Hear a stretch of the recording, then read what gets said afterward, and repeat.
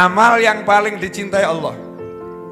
Au yakdiya anhu dainan, melunaskan hutangnya orang yang terlilit hutang atau orang yang punya hutang. Saya tantang satu Indonesia yang sugih-sugih, yang kaya-kaya silakan ambil yang nomor 3 ini, amal yang paling dicintai Allah. Lihat sepupumu, lihat pamanmu, lihat bibimu, lihat adikmu, lihat kakakmu, lihat kerabatmu yang punya hutang. Kamu punya duit, gak usah banyak nasihat, parah nih, ya mas, utangmu lunas. Masya Allah. Jangan datang-datang marani adiknya yang terlilit hutang atau kakaknya yang terlilit hutang, dia duitnya banyak ini, datang bawanya nasihat. Dik atau Mas atau Mbak Yu, ya ini kakak ya, atau adik yang duitnya banyak, kakaknya terlilit hutang atau enggak terlilit tapi punya hutang, adiknya juga seperti itu, datang dinasehati. Makanya hidup tuh jangan hutang melulu. Kalau udah begini kan kamu repot. Ini kamu sampai terlilit hutang tuh pasti dosamu banyak itu. Yang banyak istighfar, perbanyak sholawat, sholat 5 waktu kerjakan dengan baik. Saya mau nanya, nasihat ini bagus atau nggak bagus? Bagus. Kalau yang ngomong ini sama-sama susah. Sama-sama susah pasti ngomong, Kang, iya, solusi melunaskan hutang kan. Apa? Sholawat sing akeh, Kang. Ayo sholawatan. Podo-podo mumet. Sama-sama susah, sama-sama nggak punya uang, memberi saran dengan amal soleh. Betul. Lah kalau memang punya duit, saran itu kamu singkirkan dulu. Istighfar, sholawat, sholat singkirkan dulu. Datang sambil senyum, gimana kabarnya dik? Alhamdulillah mas sehat, insyaallah. Maaf ya, Mas Muni gak bisa banyak-banyak bantu. Ini cuman ada 1 miliar ya. Semoga-moga uripmu seneng. Ojo lali ya, sholawatnya diakai. Oh siap mas gitu. Ojo lali istighfarnya diakai. Oh siap, laksanakan. Betul tak betul? Betul. Jumat besok ikut saya hadir pengajian tempat Habib Novel. Oh sendiko dawuh. Mau saya jemput jam berapa mas gitu. Loh kakak, orang kakek nasihat tapi duitnya gak metu. Bukan gak boleh nasihatin orang, bagus. Tapi nasihatin diri kita sendiri. Kalau itu kerabatmu butuh duit, kamu punya duit, jalankan perintah Nabi yang satu ini. Apa itu? Senangkan hatinya, hibur dia, hilangkan kesusahannya, lunaskan hutangnya. Ngono. Cocok atau gak cocok? Oh yang bicara wajah-wajah punya hutang semua.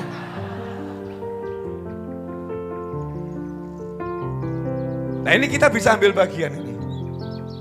Kita bisa ambil bagian. Melunaskan hutang ya, mungkin kalau kita nggak bisa melunaskan semuanya kan bisa ngewangi, bantu meringankan hutang.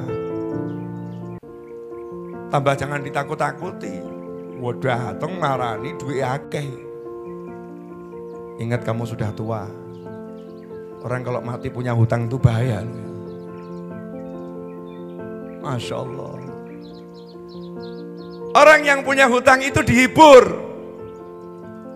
Orang yang punya hutang itu disenangkan. Orang yang punya hutang itu dilunaskan. Itu ajaran Nabi Muhammad SAW. Makanya kalau ada orang datang pada Nabi Muhammad SAW menceritakan kondisinya terlilit hutang, Nabi SAW tidak mengajari kamu kerja yang benar. Harusnya kamu itu kurangi pengeluaran.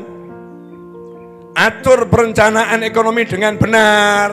Enggak, luang mumet kok.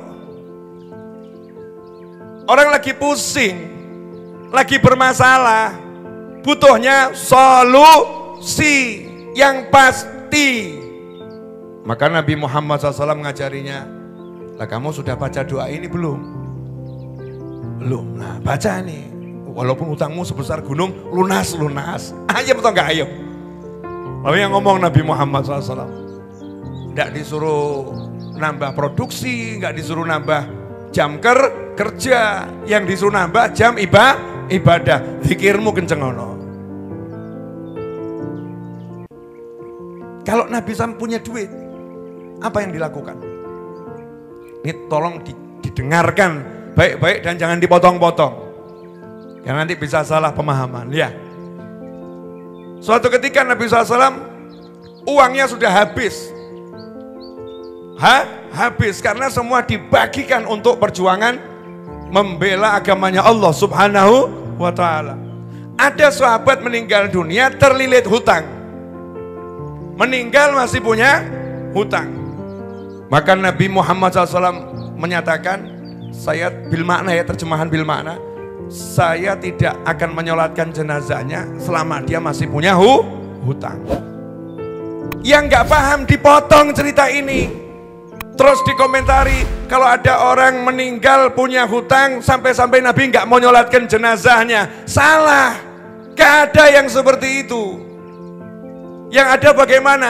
Nabi berbicara SAW kepada sahabat, kalau ini masih punya hutang gak akan saya sholatkan. Sahabat paham, sing duwe-duwe bayaran hutangi. Jangan sampai dia dikubur, masuk kubur, masalahnya belum selesai. Kita muslim masih hidup, lihat saudara kita masuk kubur masih punya masalah. Gak boleh seperti itu. Selesaikan dulu. Jangan sampai nanti keluarganya bingung bagaimana bayar hutang. Saya akan bereskan dulu, baru saya sholatkan. Itu Nabi Muhammad SAW. Sahabat yang diajak ngomong ya paham. Langsung, ya Rasulullah, saya yang nanggung hutangnya. Oh, kamu yang nanggung? Iya. Yang piutangnya tuh yang ngutangi kan lihat. Dah ya, urusannya sama dia beres. Itu tenang, keluarganya tenang. Jenazahnya disolatkan Nabi Muhammad SAW. Swargo.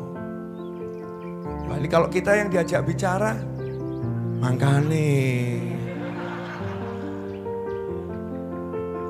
misalkan itu ya ada seorang ulama terus ngomong, ini kalau belum lunas hutangnya saya nggak akan menyolatkan jenazahnya. Gue geger sak kampung. Makanya jangan hutang terus tuh, akhirnya kan nggak disolatkan toh. Terutama yang komentar yang tadi itu, yang duitnya banyak, naudzubillah min dzalik. Makanya itu hidup kok seperti itu.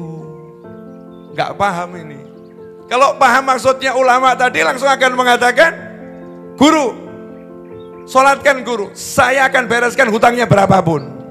Udah saya tanggung jawab. Sugih. Kamu kalau kaya itu begitu loh.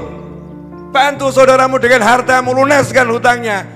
Gak usah jauh-jauh, tili ono, Pak D, Pak Lek, Bule, Bude, nak dulur, paman, bibi, sepupu, kerabat, cek.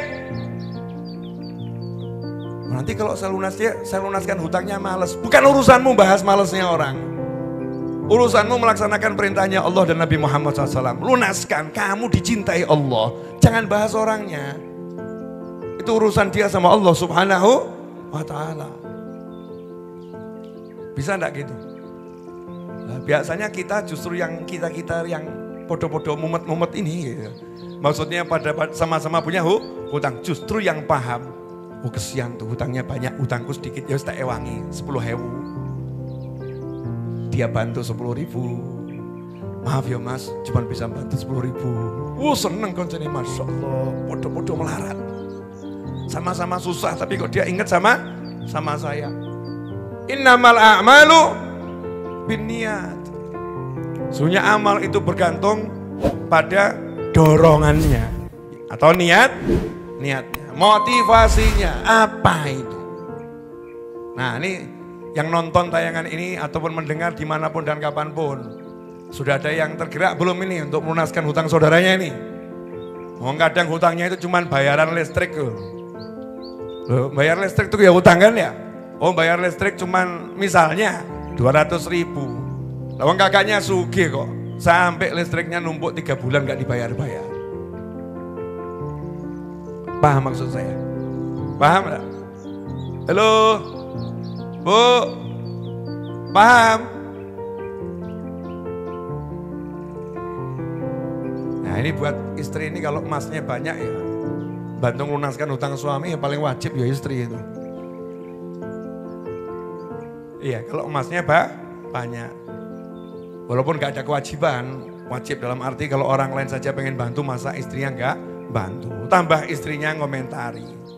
Nabung, disimpan, terus tahu suaminya terlilit hutang, simpen terus. Tambah ngomong, mas yang bulan ini belum dibayarkan.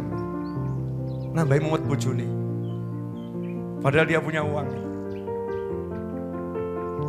Naudzubillah min dzalik. Lanjut atau cukup? Lanjut. Jadi amalannya apa? Yang dicintai Allah? Saya paling asik yang nomor 3 ini.